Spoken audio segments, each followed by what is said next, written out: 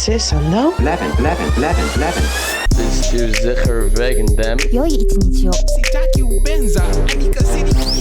Two outlaws on the lam, taking the back roads through America. You can't drink enough coffee for this show.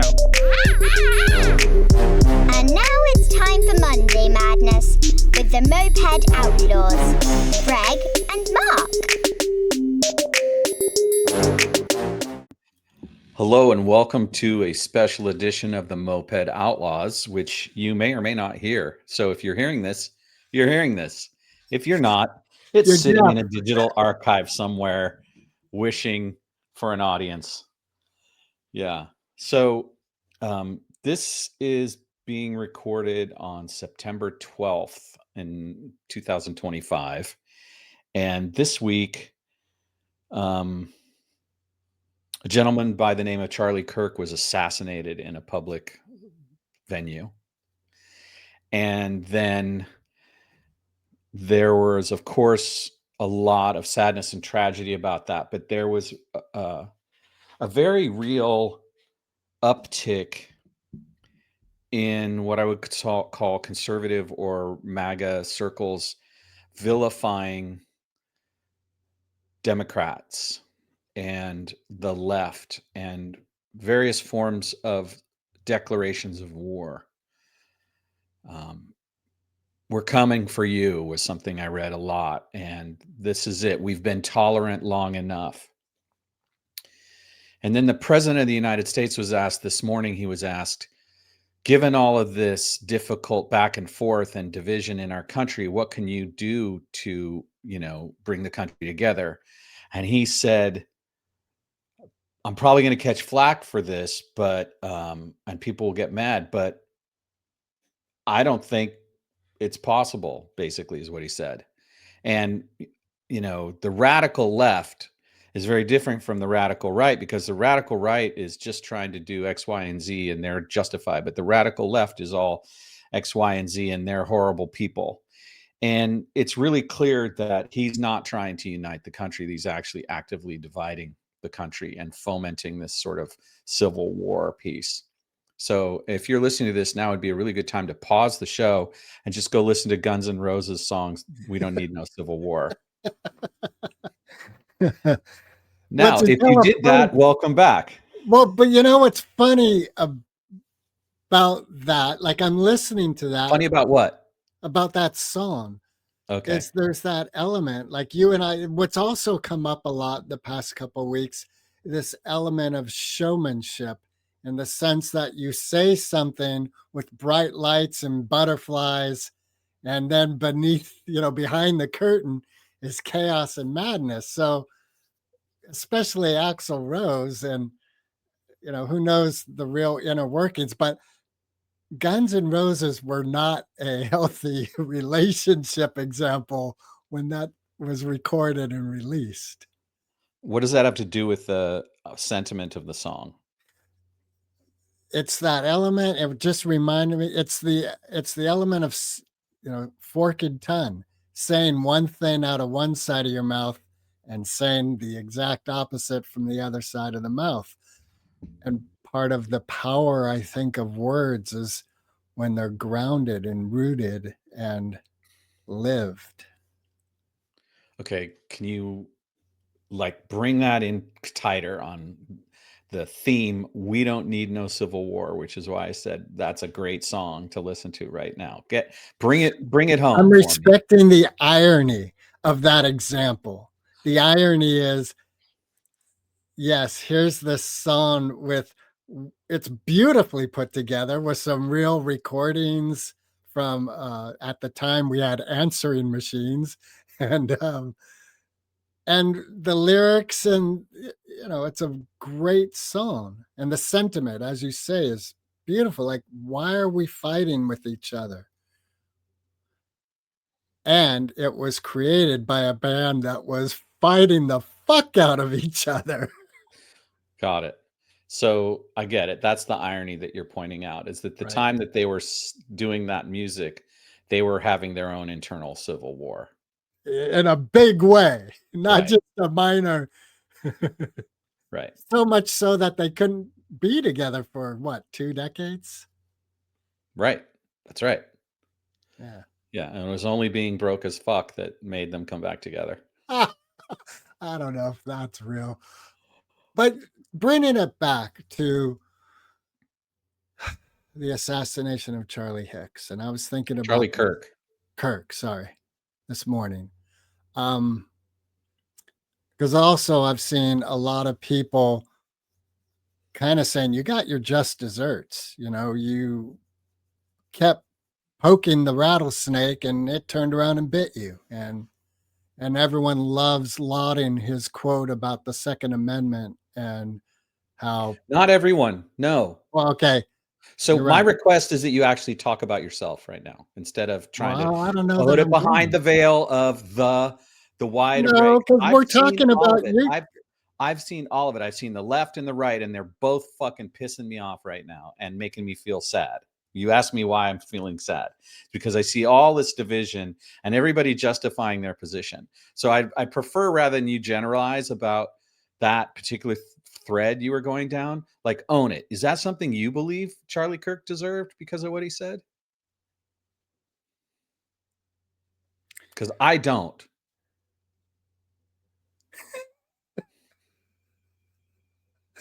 I'm And I laughing. just want to acknowledge that the tone of my voice and the level of emotional activation is, I'm making war on you right now, and I'm so sorry.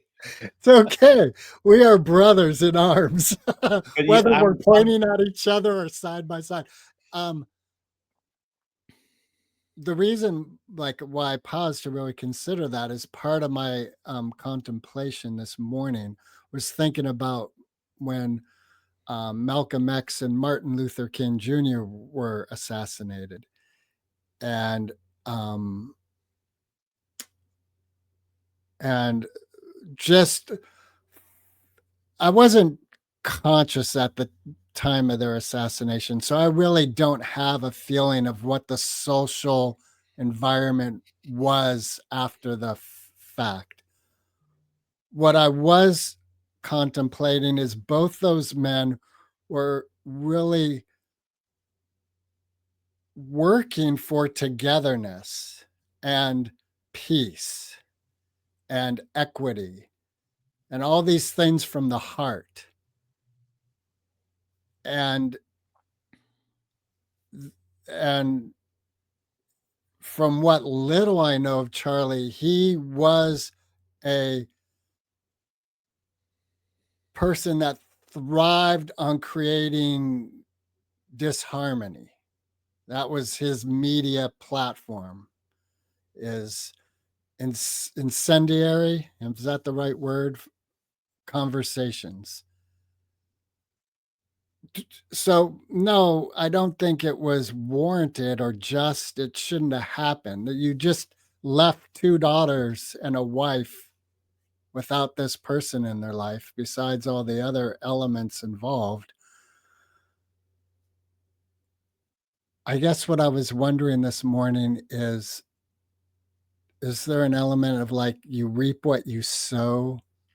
You know, so the shock of Martin Luther King Jr. and Malcolm X is more shocking and jarring because they were 2 men engaged in civil discourse and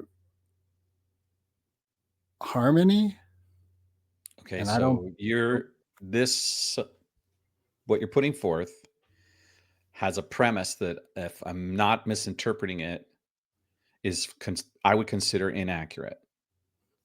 And the idea that somehow Charlie Kirk was a man of murder, right? Like, I vehemently disagree with a bunch of the things that he said. But the way that he went about going into public spaces, sharing microphones and having conversations, even though he was somewhat of a microphone bully, when you listen to him and you listen to the things he said, he did his best to be factual and to rebut things from this point of view of, we have to have dialogue, and we have to educate people through dialogue, and we have to have the hard conversations. And he invited anyone to provide him with evidentiary details in a debate format that contradicted what he was saying and contradicted his belief. And he was good at arguing that and pushing back on what might be considered liberal things, right? That did not fit the bill of reaping what he sowed, as you put it, of being murdered for that. In fact, it's the opposite. Being willing to have this discomfort amongst us in public is one of the most important ways that we can return to a kind of viable republic. And so that's why it's so emotional for me, because I recognize my own disdain for his point of view on a number of subjects, not all, but a number of subjects that he believed in.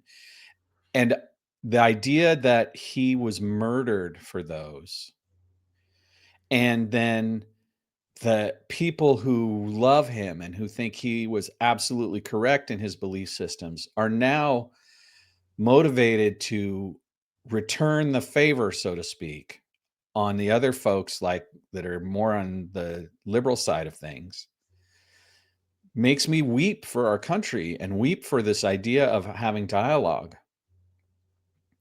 And so when I see what we'll call MAGA or conservatives saying we're coming for you, or, you know, we've been tolerant long enough and now you're going to find out, and basically things that are essentially clarion calls to some form of violence. And then on the other side, I see people who I would like to believe I'm affiliated with saying things like he deserved it, or I'm glad he was shot, or celebrating him, or taunting at his memorial. I just feel like an orphan in this culture. Like there's no sanity here.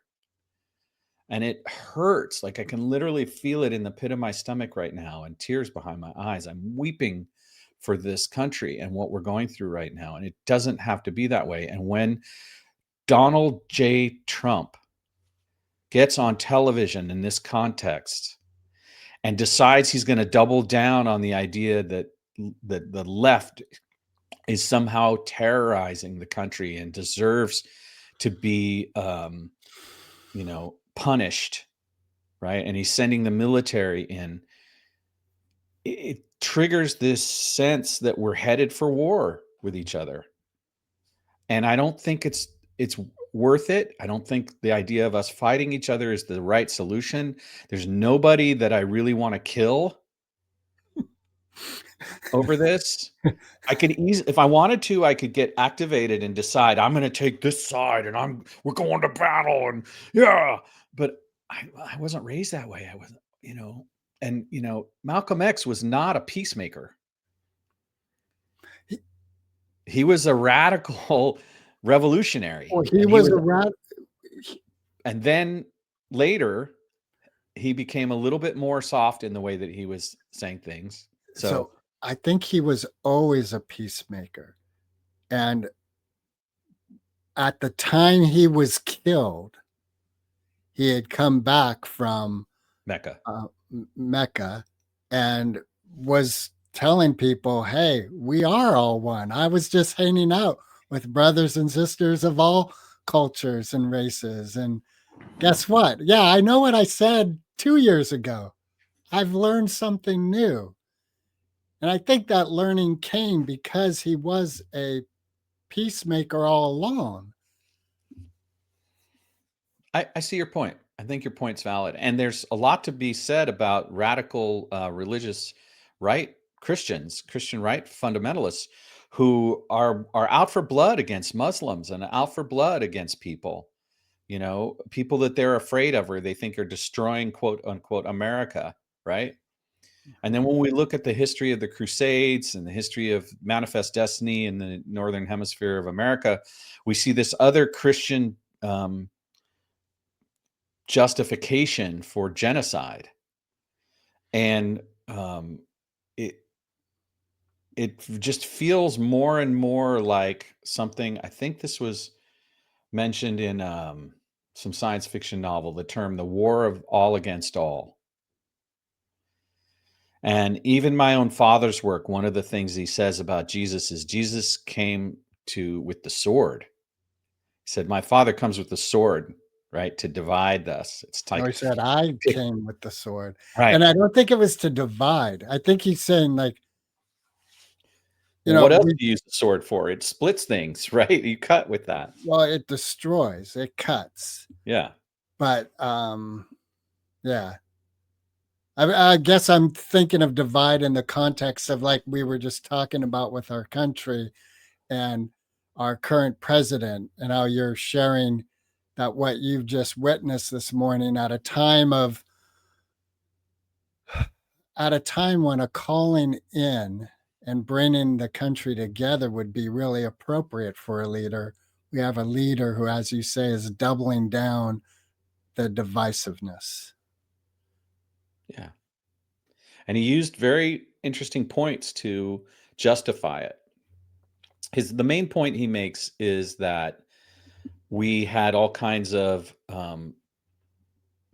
people coming into our country who were gang members and mentally ill, and that the result was that our country's been overrun with crime and things. And then he blames the Democratic Party and Joe Biden in particular for having quote unquote open borders. And he's using that as the justification. And I've heard from my own conservative relatives that they see that to them, that's the truth. But what they forget is that before Joe Biden left office, they tried to reform the immigration policies in this country. And there was a bill that was about to be passed in the Congress that would have made laws about immigration and sort of tried to fix the problem from a bipartisan point of view.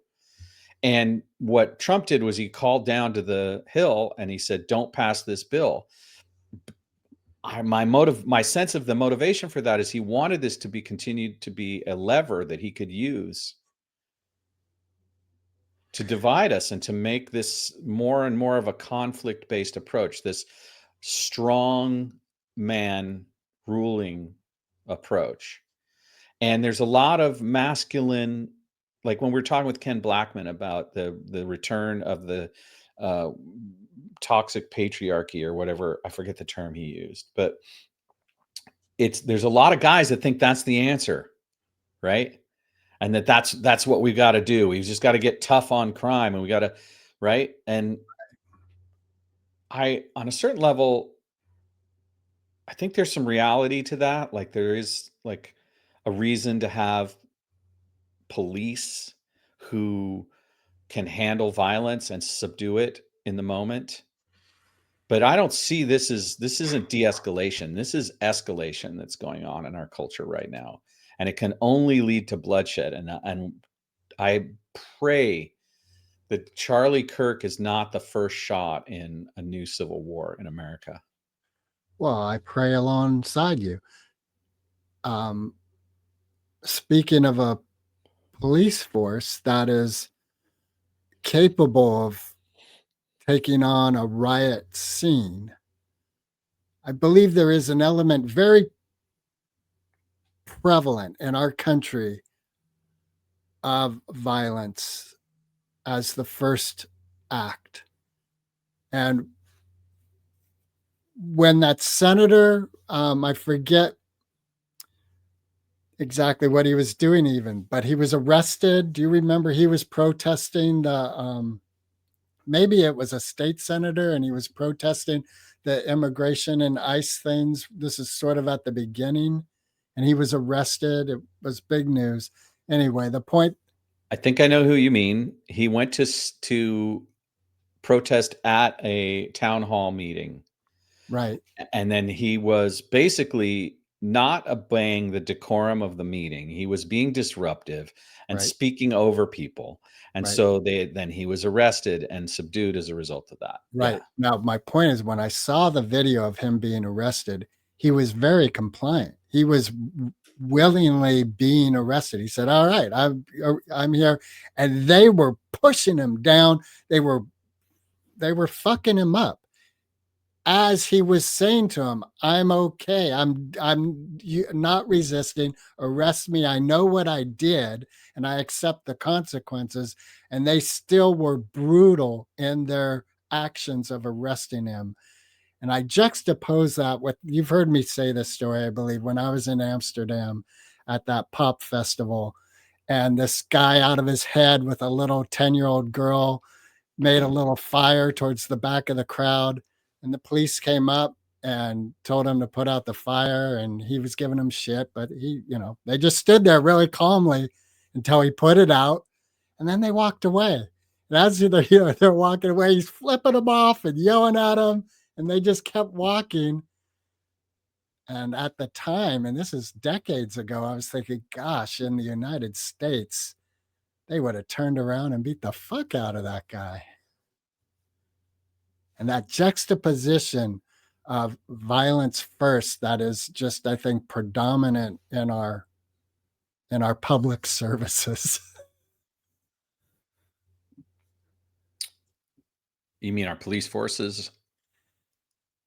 Yeah, and not police, like police generally speaking, the judicial system, police, FBI, all these elements that are supposed to help a society be safe and comfortable. Violence, from what I witness quite often, seems to be the immediate stance taken when anything's disrupting that social norm or social. Okay. What else?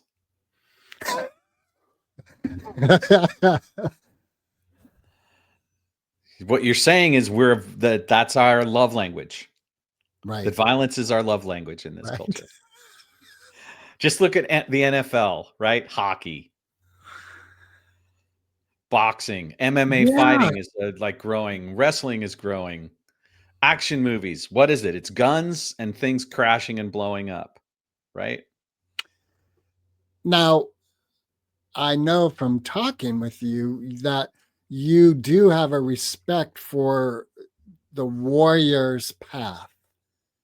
And it's part of that is the what is it when I give permission for something? Consent. That we are both going into a field of battle and we're consenting to it. So like football, mixed martial arts, these are realms of consent that I think is important.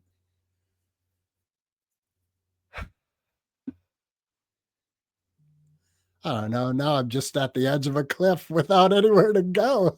So there's an aspect of the way violence is our love language in this country that is consensual. It's like everybody who participates knows what they're getting into and enjoys it. Yes, and even in the that pain realm, and in that area is empathy and humanity and brotherhood, sisterhood. Like I'm sure you've had experiences in the realm of, I don't know if violence is the right word, but let's say combat, where there's a camaraderie. camaraderie. Thank you. English, I'll learn it one day. Yeah. Well, having someone who studied martial arts for a couple years when I was a teenager, I understand sort of the basic idea of what combat art is in that sense, and why you would want to have it available as a practice, because nature does include violence. Like it's part of nature. There's a lot of different things we can point at. We can point at the Venus flytrap. We can point at, lions and tigers taking down antelopes and things like that. And one of the reasons that I feel so intensely the way I do right now is because as a young boy who lived in California during the first part of the 70s, and there was this idealization of the idea of nonviolence and of peace becoming more and more prevalent. And we were moving in that direction on a global scale quite a bit. And that the promise of the United Nations was one of the things that had us hoping that we could stop resolving conflicts between each other, using who's got the biggest bombs and who's the strongest in war. And since the end of the Carter regime in 1979 and the advent of Ronald Reagan, there's been more and more of this sort of return to the tough guy thing. And, the fall of the Soviet Union left us with not a lot of good reasons to utilize a big military budget, but a lot of military budgets that were feeding communities because of the military industrial complex. And so the need to project, quote unquote, our police forces into the global sphere. Like, America is the last remaining superpower. It's our unique responsibility to see that peace and justice runs throughout the galaxy. And meanwhile, very quickly after that, we had really abhorrent uses of the U.S. defense system in unpredicated, unjustifiable invasions of places like Iraq. Or even our interference with Nicaragua's civil war. Right. That's right. And Muammar Gaddafi's country. Oh, Yeah. I can't remember the name of that one right now. Brain fart. It was Iran, right? No, Gaddafi was the head of a different country, and clearly I haven't had enough coffee yet. You can never have enough coffee for this show. Libya, that's the word. Yeah. Duh. It just seems like it's now 60 years since 1965. It's 2025. The promise of the peace and love generation, which was deeply ingrained in me as a young boy, seems to be getting farther and farther away. And that makes me sad and afraid. What comes to my mind is one of my personal challenges is my tendency to throw everything out because of a chink in the armor or a crack in the logic, or, because you talk about the 60s, and there was also a lot of chaos and under the guise of peace, love, and free love. I think there are plenty of stories of the patriarchal train of thought, that domineering train of thought being prevalent, where communes, there were dudes hanging out, getting high, while the women were raising babies and cooking and making sure that life was sustained on that fetch water, chop wood level. And I believe, like you and I, in our relationship with each other, especially in this podcast, I know I've personally learned a lot in staying shoulder to shoulder or staying at the table with you as challenges come up, not to look at the challenges as, oh, this is a mess, it's just not really a right engagement. More like, oh, we have a challenge. How are we going to move forward? Well, you point out the hypocrisy of the peace movement. And that's a reflection that I've heard in the last 48 hours of the hypocrisy of the left, is how it's termed in conservative circles. That, there's all of these, it's okay to burn down Baltimore or Minnesota and have violence in the streets if George Floyd is killed, but right. And each side gets really good at justifying what they consider to be their actions, right? Like, like even today, Trump, during the same conversation, was saying how he told Nancy Pelosi she could have 10,000 troops to stop the January 6th incursion onto the halls of Congress. But that's a lie. We know that that's a lie. It's not factual, but he is repeating it again. So there's this duplicity on both sides, and I think that's why I'm sad. I think what happens for me, you know, the young boy that grew up in the chaos of the 60s, one of the elements of that chaos was that I didn't have a stable family unit. It was a single mother type of situation. And my uncle, who's a Republican and a conservative, they had that stable family unit. And a lot of what the folks like Charlie Kirk are saying is that was the problem, that a lot of the ills of the country are based on this idea of not having those kinds of institutions, like a man and a woman and a family and a church, right? And all of those things. And I've for the longest time, I've had this idealistic part of me that said, no, there's a way for us to be more open than that and freer than that. And the core wounding of my childhood was all about not feeling like I belonged or I was safe in some kind of social unit, whether that was a family or not a family. And uh, I identified with this idea of the rebellious nature of the peace movement being a new kind of family, a global community, right? Like the rainbow children, so to speak. And I idealized that for a long, long time in my life. And as a result of that idealization, there was a kind of demonization of the nuclear family precept, this idea of conservative values. And here we are, and more, the argument that having a stable society is having stable family units, and conservative values seems to be gaining prominence with more and more people. And unfortunately, more and more chaos is sown when we hate on each other. And so this idea that we should be hating on Christian values because they don't accept LGBTQ plus or transgender people or those things is another form of war, in my view. And so as a result, I don't belong anywhere. I don't belong on the right. I don't belong on the left.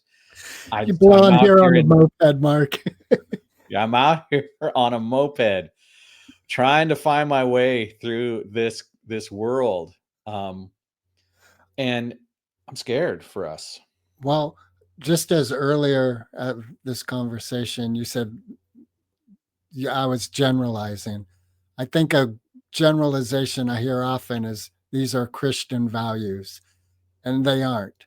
Christian values are we are all one, and you welcome everyone to the table, and you don't have an enemy. There's like the Good Samaritan who, those are Christian values. The values that we witness that aren't in that realm are human values under the guise of Christianity or Muslim or Buddhism or Wicca or any other brand, for lack of a better word. But what comes to my mind is I think what I personally, my hope, my joy springs when I think of this element of such chaotic disruption that we lose all sense of side and borders. And we all the pieces fall down finally to the earth. And we look around like, okay, here we are. Like, you're a furry. That is a choice that I still have trouble with, like and I believe I am capable of sitting at the table with someone who's a furry and finding civil discourse, finding connection, finding our humanity together, or humanity, maybe not the right word in that realm, our life force together. That's my hope. Well, what do we do with people like MS-13 and, chronic criminals and people that want to smash and grab because they're in poverty and they want, they look at someone like me and they want to, commit robbery or violent acts against me. It's like there's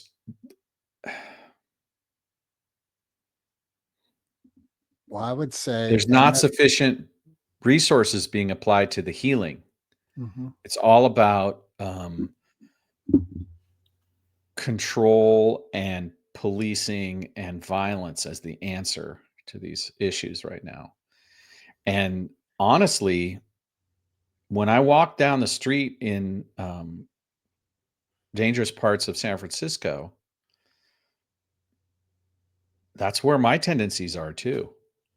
Like if someone invades my space, I'm not interested in negotiation with them. I don't consider it a viable option. I've just witnessed too much. So I think the deeper part of why this fucks with me so much is that I see my own ability to seek violence as a solution and control out of fear and out of insecurity, not feeling safe. And that's what's the hardest thing to confront, is to confront this tendency in myself and feel my attachment to it and feel my my justification for it. And so it's so weird to see one group of people having all of their justifications against someone like Charlie Kirk, and then another group of people who look at, the downtrodden and the criminal element in our society who really have very little other options as far as survival goes, and how they think violence is the answer there, right? And then that just continues. Like we've got these things going on in Europe and Britain between immigration and over there, where Muslim communities continue to try to assert Muslim values in Northern European spaces, and the kind of violent pushback that's occurring there. Like, there's this thing in the Bible called the I think it's the Gospel of St. John, and it's about this thing called Armageddon, the war of all against all. I really don't want to see that happen. But more and more, my internal sense of that is that it's coming closer and closer, and I don't know what to do about it. And I think every wisdom keeper that I've ever met has said that when you feel that sense of violence coming up in yourself, that's the thing you have some agency over. That's the thing you can control. And you can choose in that moment to soften instead of resort to fear and anger. Right.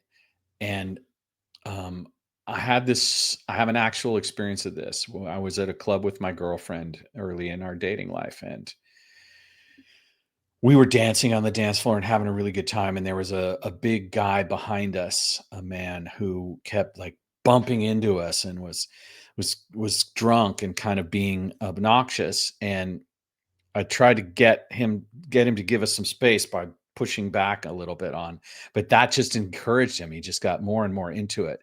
And I was getting ready to try to turn around and like be violent with him because he was stepping over. He wasn't respecting our physical space. And my partner turned to me and she said, no, honey. He just needs love. And I took a deep breath and I turned around and I said, hey, how are you doing? And he's like, oh, I'm having a good time, man. How are you? And I'm like, no, really, like, how are you doing? And he said, well, my girlfriend's breaking up with me. I'm struggling in my life. And I really don't understand. And I don't see what's going on. And I said, I understand. I feel you. That must sound really awful. That must feel really awful. And that's when he stopped being an asshole to us. That brings tears to my eyes. And part of the tears are I'm not the guy who will turn around and ask that. Like, that's sad to me that I'm not that guy. Well, you might surprise yourself. Maybe. But the story I have of that similar experience, I was laughing because I thought, oh my God, I'm going to get into a fight. That's funny as hell. All right. Well, how did it turn out? Did you get in a fight? No, because mi familia, she's like familia in my life. She stood between me and him. She saw what was happening and she got between us and just stood there watching the music, and that stopped it. But he was definitely pushing on me like he wanted. It was funny to me. I was laughing inside. I was like, "Oh wow, this is a trap. I'm gonna get into a brawl." So there's this thing about males and our love language of violence. Right, right, There's something that we try to get our needs met through that somehow. right. Yeah, this play that I'm involved with at College I'm in is extremely powerful because the woman who wrote it is not taking a stance of right or wrong. She's laying out this experience, this, I don't know, like painting with different brushstrokes in it. And what you're talking about, that love language of violence, I love that. I'm gonna cop that because It's the devil's love language, right? There's 5 languages plus 1, number right, 6. right. It really is so powerful because in the moment, like you were saying, even for yourself, and I share that with you in myself, feeling that violence, that anger rise up, that Kali energy, fuck it, destroy everything. And it feels right. And part of my intellectual experience with that is I know the next breath after that, when that's all done, is extreme sadness because everything just got it destroyed. Yeah. We're all being called to this moment in human history to find out what we're made of in that Yeah, regard. yeah. And I wish the best for us. And maybe it's time to watch all 3 seasons of the David Carradine show Kung Fu again. Are there only 3 seasons? Yeah. Oh my gosh, that's There's only like 4 episodes, really. And then they do it differently each time. yeah, I noticed One that. episode is the philosophical wandering around, and then the intervention where he stops the poor woman and her orphan child from being robbed with Okay. using his kung fu. And then there's another one where he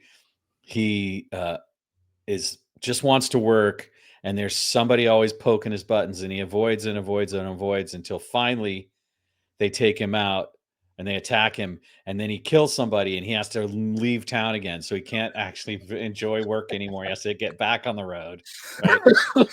And then there's the episode where he shows up and someone from China who has been sent over to get him because of what he did in China shows up, and they're like a super badass martial artist, and so there's this whole ceremonial badass martial art fight that he usually wins, right? Those are the 3 The episodes 4. on The food. 4.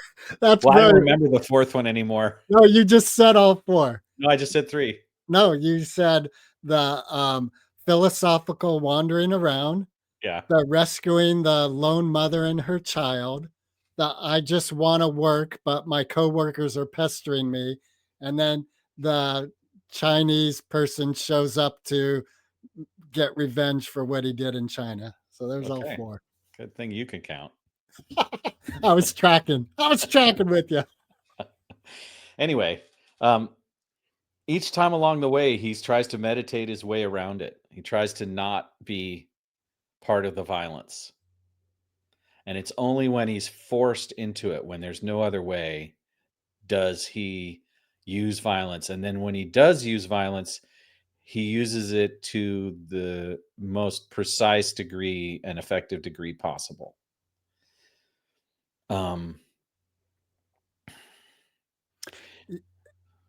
you know what just popped into my head is a narrative, historical narrative from Gandhi working to for the independence of India that I've heard. This one day, he and his followers were going to this factory, I think it was, and they knew they were going to get brutally beat up by the guards, but they would just walk up to the gate and the front line would get hit. And there would just be so many people that their belief was eventually these guards or police force would stop because they just like they remained passive and it just became like a media nut house.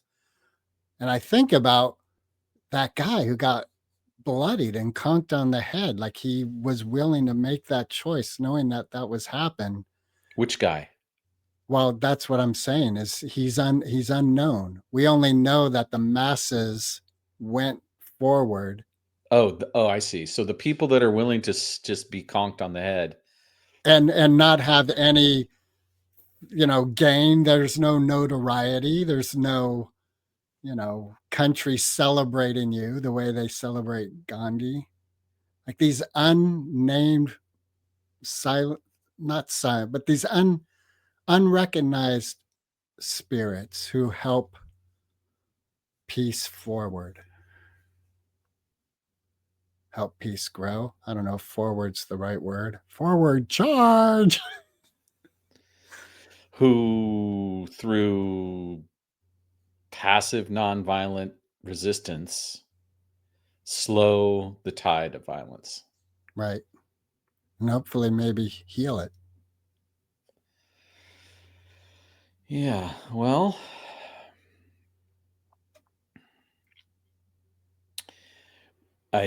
from what little I know about the Hindu mythology around Kali, and you raised Kali's name, and just to be, hang on. He has gone to get, there she is. Look at her and all her fierceness. Right. There's this.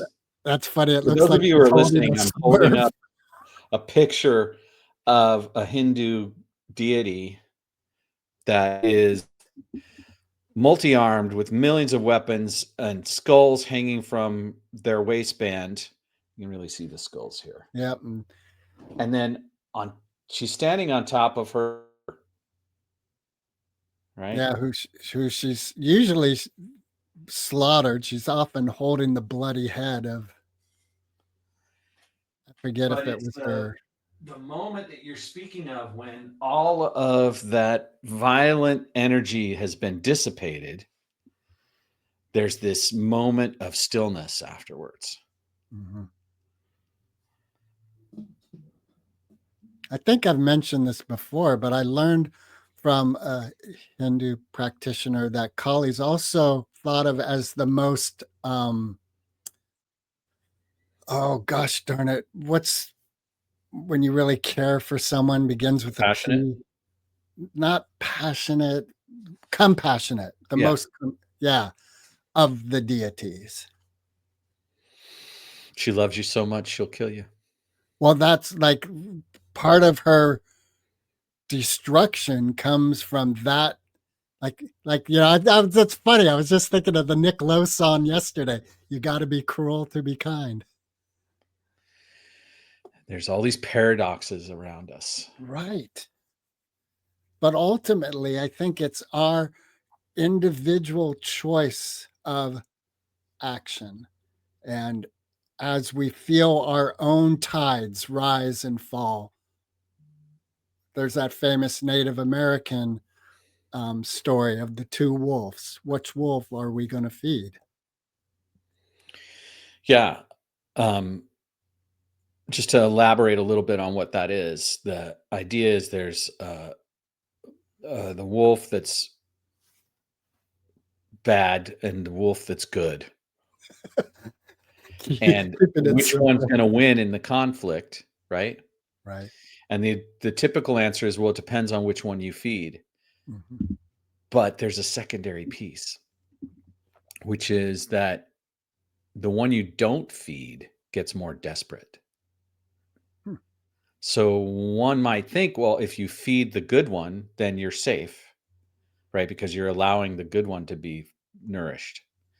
But what I think is forgotten is that then when you don't feed the bad one, it gets more and more desperate, and then violence is more possible. So I think there's, again, a paradox even in that fable.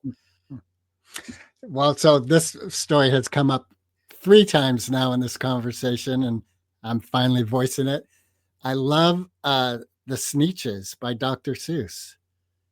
And that's one of my thoughts is maybe that's what is going to take place, is such a mix up of who's who, what side are you on, and that at the end of it all, like, oh, who knows? Now we're just all one because everyone switched sides so much.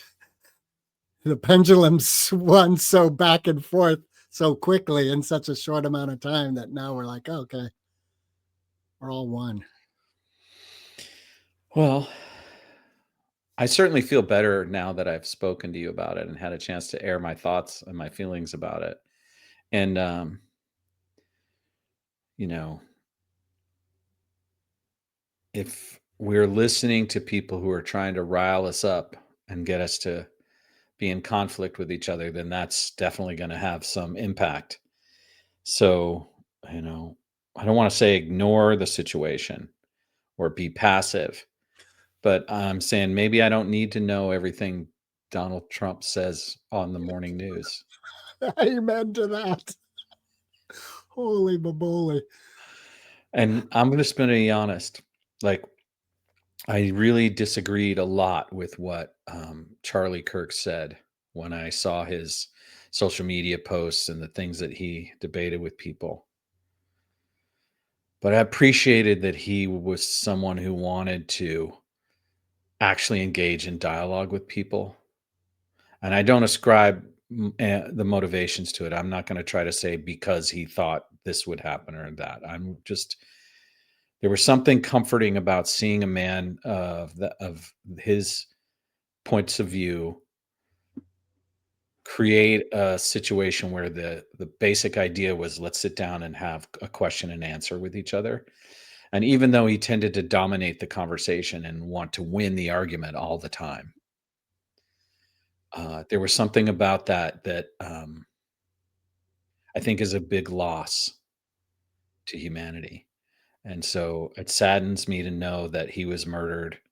And it saddens me to see people who I would have formerly considered part of my tribe, i.e., peace-loving, left-leaning liberal Democrats, celebrating that murder. And I feel sadness for the people in the conservative realms who were proud of Charlie and who thought he was doing things that were important for our country. And just murder is not the answer. Recording stopped.